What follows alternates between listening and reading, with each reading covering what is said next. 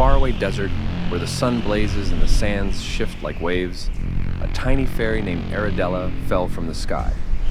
Blown by a fierce wind, Aridella crashed into the scorching sand, her delicate wings badly damaged. As she lay there dazed and hurt, she realized her wings would heal in 3 days, but she had to survive in the unforgiving desert for 30. Her wings would heal in 3 days, but she had to survive 30. Thirsty and vulnerable, she began her search for water.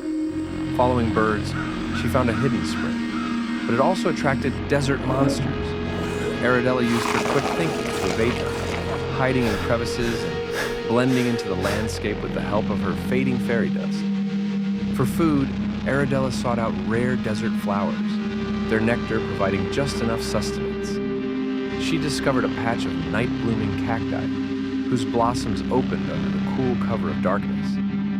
Each night she carefully harvested the nectar, always wary of nocturnal predators.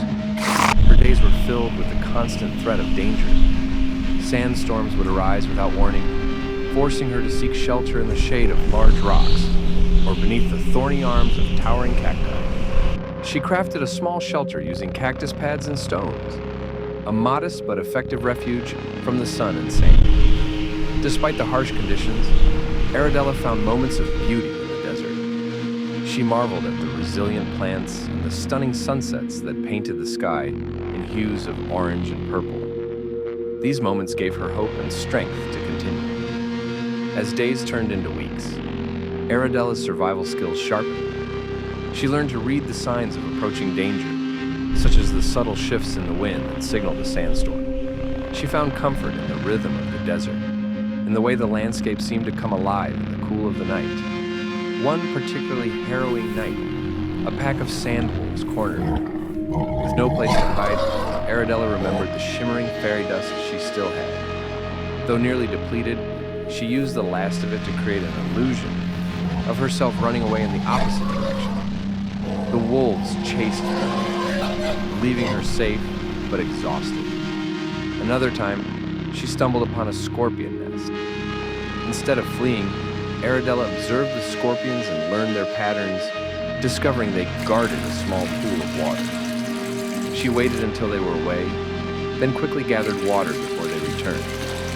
On the 20th day, Aridella found an ancient, abandoned oasis.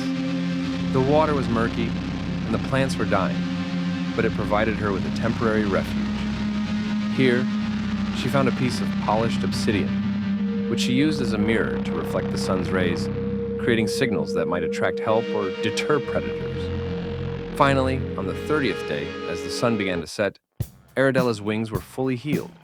She stretched them out, feeling the familiar, comforting tingle of magic returning to her body. Stronger and wiser, she took flight, soaring high above the dunes. Returning home, Aridella was greeted with joy and relief.